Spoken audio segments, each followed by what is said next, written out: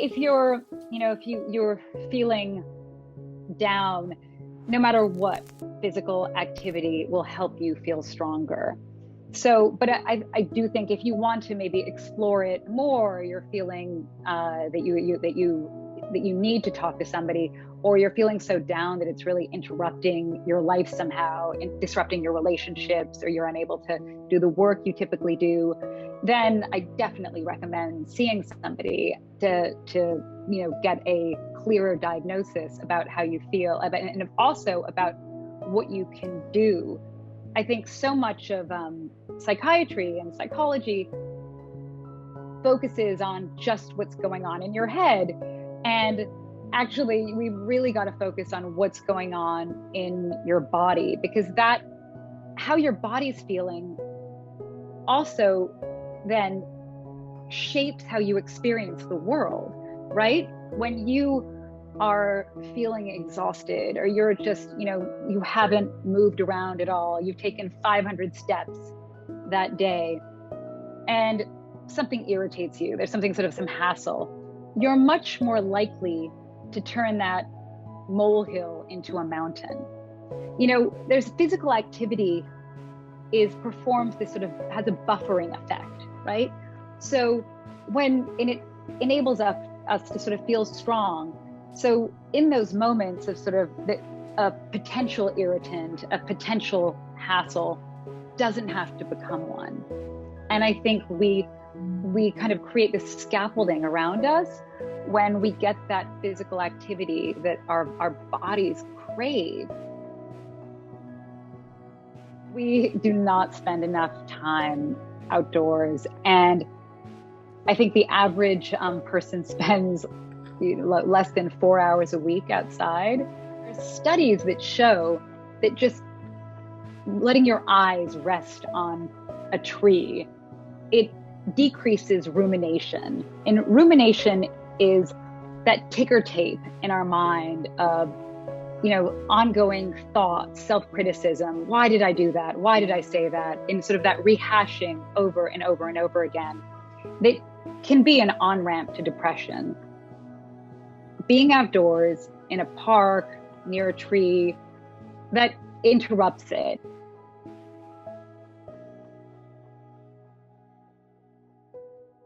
And look, we all have days when we're like, I don't feel like it. And if you're on your own, you might just skip it. But when you've got to call up or say, I'm not going to show up, or you're going to get 10 emails, like, where were you? That you're much more likely to show up. So that accountability part of it for any behavior change is really important.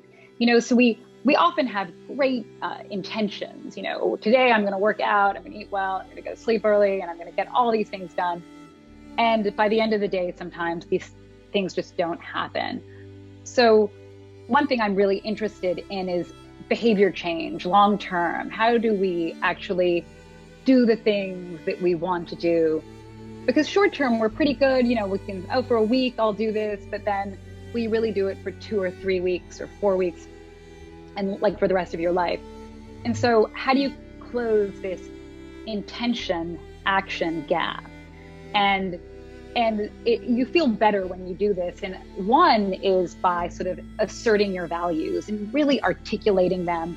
You want to be at your peak performance in your mind. If you want your focus and your ability to concentrate and your ability to lead, your physical health is going to shape that and affect that.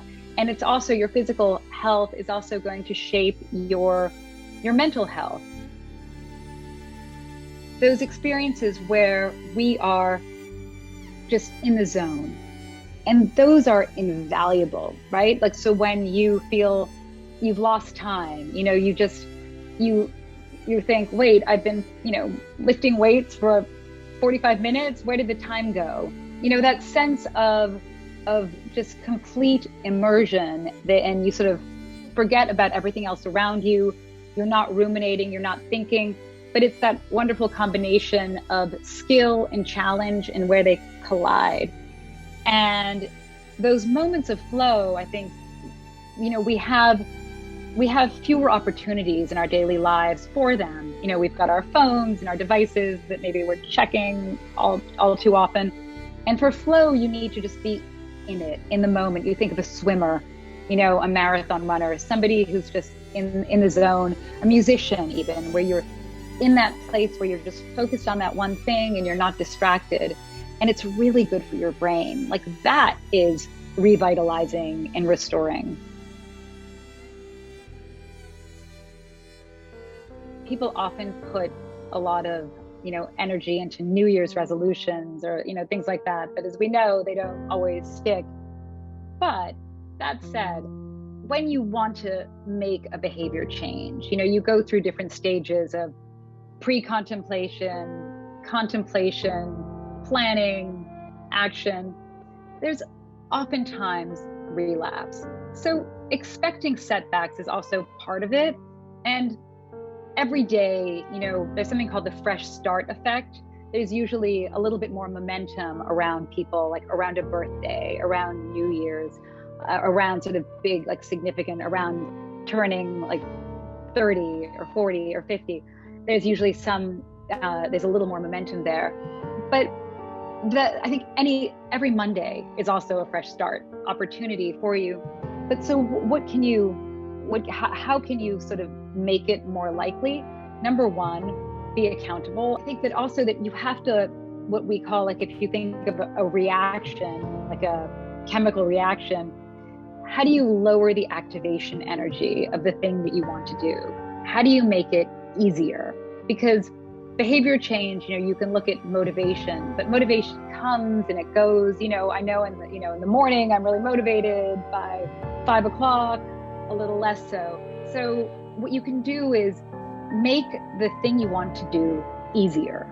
So whatever that is it putting your sneakers by the door? You know, is it having a gym bag packed before you leave your house?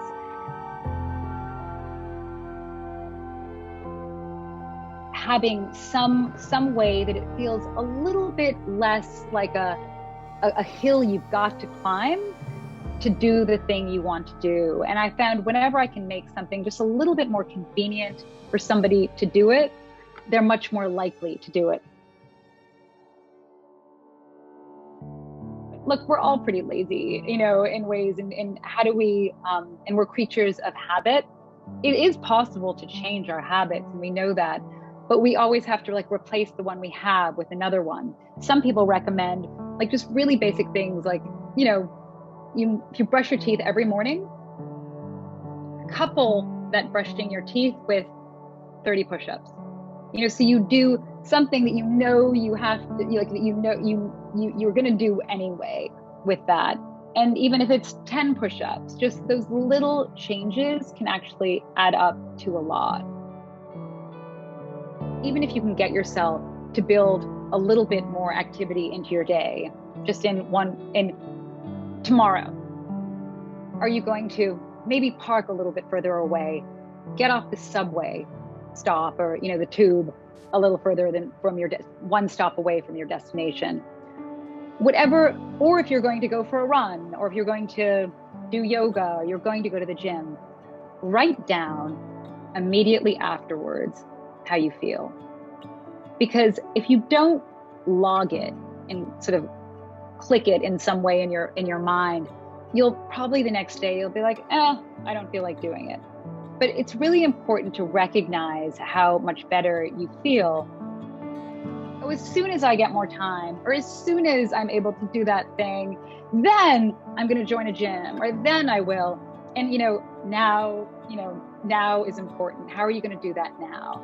And there's these little things that we can do too, that we know that just posture matters. How you sit matters. You know, if somebody says to you, hey, lean forward and, walk a depressed walk, like, your shoulders are forward, your head's kind of down, you're looking at your phone, you're actually going to feel more depressed than if you actually walk with your shoulders back, you swing your arms, with a happy walk. Those types of just movements make us feel different.